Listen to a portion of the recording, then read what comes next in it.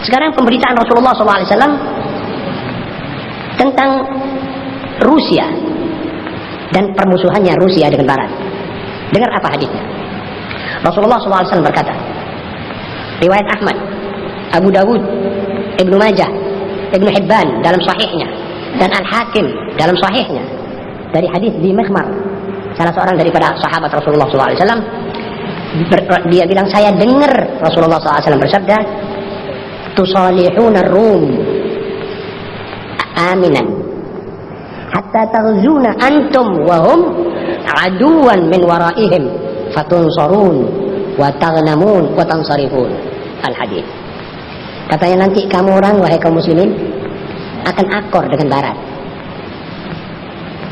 Lantas sesudah itu nanti kamu bersama Barat ini akan memerangi lawan di balik mereka itu.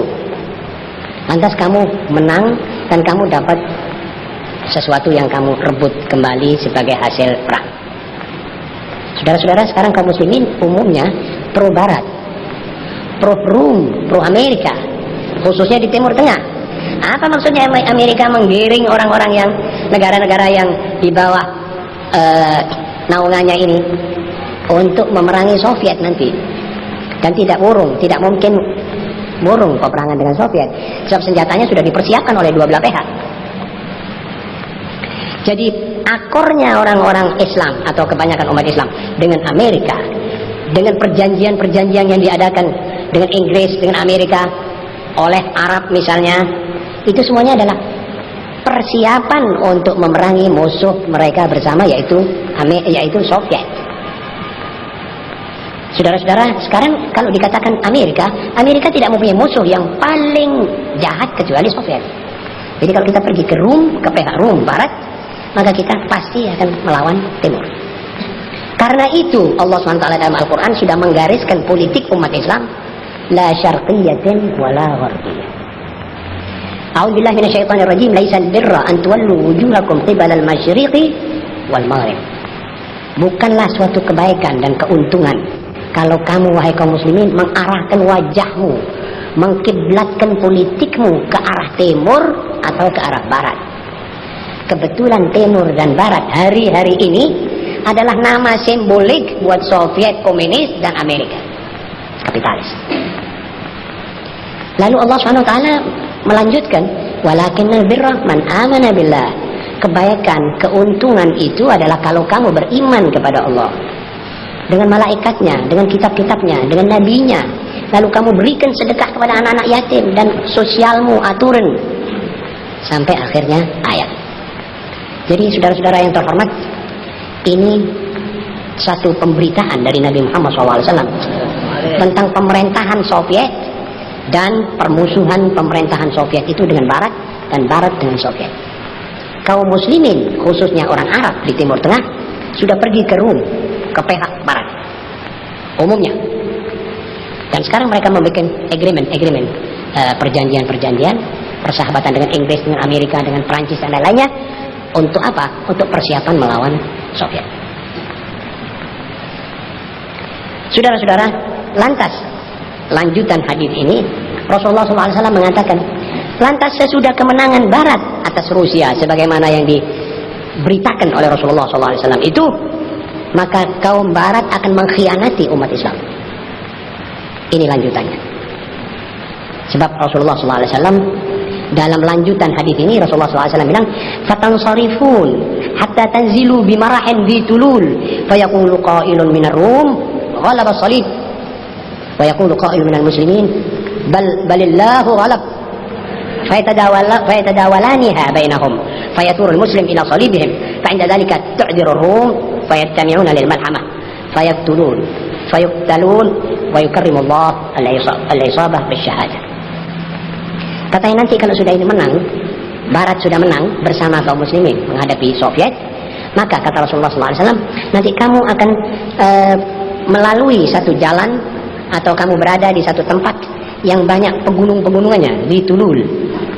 Lantas salah seorang daripada Rum, daripada Barat mengatakan, ini sekarang salib yang menang. Kata kaum muslimin, tidak, tetapi Allah yang menang. Akhirnya ini kata demi kata Akhirnya satu orang muslim pergi kepada salibnya sampai terjadi satu peperangan.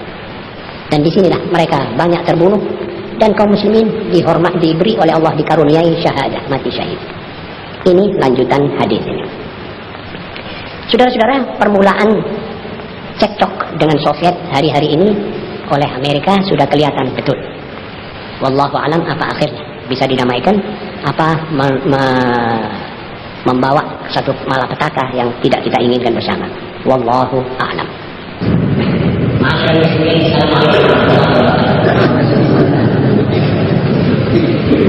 Kalau Allah Subhanahu wa taala mempertemukan kita pada malam ini di tempat yang suci dan tentunya dengan niat yang suci pula, dengan hati yang bersih, maka tentu itu ada hikmah dan hanya dengan itu apa yang ditakdirkan oleh Allah pada malam ini kita syukuri agar pertemuan kita ini mempunyai arti di bidang ma'nawiyat, di mana kita sebagai khair umatil mu'minat linnas bisa secepatnya melakukan apa yang diperintah oleh Allah, menunaikan kewajiban kita dan fungsi kita sebagai muslimin di tengah-tengah arus jahiliyah modern sekarang ini, di tengah-tengah fitnah yang berkecamuk. Tidak ada ketentuan alam kecuali ambisi yang ada di biara atau kepentingan golongan yang akan diunggulkan, maka fitnah berkecamuk. Rasulullah Shallallahu Alaihi Wasallam telah menyampaikan seiring 400 tahun yang lalu akan adanya suasana seperti ini. Beliau berkata, "Satakunu fitnatun katifa'il lailil mudlim. Yuqtibu ar-rajulu fiha mu'minan wa yumsi kafiran. Wa yumsi mu'minan wa yusbihu kafiran." Akan tiba suatu masa di mana gumpalan gelap dari fitnah akan menimpa kalian. Seorang muslim masih di waktu muslim sore hari yang sudah menjadi kafir, dan waktu sorenya muslim paginya sudah kafir. Ada kala yang masih sembahyang jamaah di masjid subuh, belum matahari terbenam dia sudah kafir dan murtad. Karena intensifnya itu fitnah, karena sistematikannya itu fitnah. Kadangkala seorang mukmin tidak mempunyai daya tahan, tidak ada satu kekebalan yang menjadikan mukmin ini kuat. Karena itu Rasulullah Shallallahu Alaihi Wasallam ditanya oleh sahabat, "Ya Rasulullah, bagaimana kita bisa keluar dari arus fitnah itu dengan selamat?" Rasulullah Shallallahu Alaihi Wasallam menjawab, "Yang paling mengerti tentang agamanya, dia selamat dari fitnah. A'lamukum bid-din, la tadurru fitnah." Karenanya, kalau kita ingin memberi satu kewajiban, maka kewajiban pertama adalah mengunjang mendalamkan rasa iman dan tauhid. Kedua, memperdalam pengertian kita tentang Islam dan adab, sejarah Islam, kebudayaan Islam, dan itulah tugas yang paling penting yang kita lakukan sekarang. Kita kalau perlu membuat satu plan dan stopper khusus untuk remaja muslim supaya dia tidak diumbang-ambing dari segala yang ada dari barat atau timur, agar kita betul-betul menjadi umat lancar di yang malam-malam. Kalau perlu kita didik anak kita sejak kecil tentang tarikh Nabi Muhammad SAW, apa yang dibawa oleh Nabi Muhammad SAW. Setelah dia mengerti apa sebenarnya Islam, sebab tanpa pengertian dari Islam kita tetap menaruh diri kita di ambang pintu fana. Kita meletakkan diri di tepi jurang yang curam, tebing yang curam. Tidak lama lagi kita akan dijilat oleh sejarah. Hanya pengertian kita tentang agama. konsekuen kita dalam memegang agama. Itulah yang mungkin dengan takdir Allah. Jadi iman dan tauhid adalah syarat mutlak bagi kekuatan seorang mukmin dan mukminah. Tanpa iman tidak akan ada kekuatan. Dan kekuatan iman adalah kekuatan yang langsung daripada Allah. Ketigayaan seorang muslim adalah dengan kadar iman.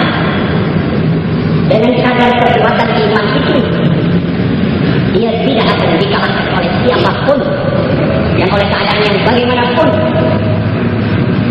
Al-Quran telah merintis sejarah orang-orang yang beriman berupa para nabi yang diutus oleh Allah dengan tugas menyiarkan Islam dan iman. Mereka itu tidak sampai kalah. Arus gelombang yang naik dan turun, mereka tetap bersama dengan Allah. Waktu Nabi Musa alaihissalam dikejar oleh Firaun,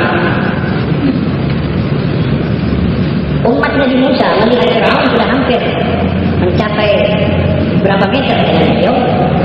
Umat Nabi Musa itu gemetar, mengatakan kepada Musa sebagaimana dalam ayat Al-Quran, "Ya Musa, inna lamudrakun." Kita ini akan disusul oleh Firaun dan bala tentera yang kuat ini. Akan kemana kita ya Musa? Musa dan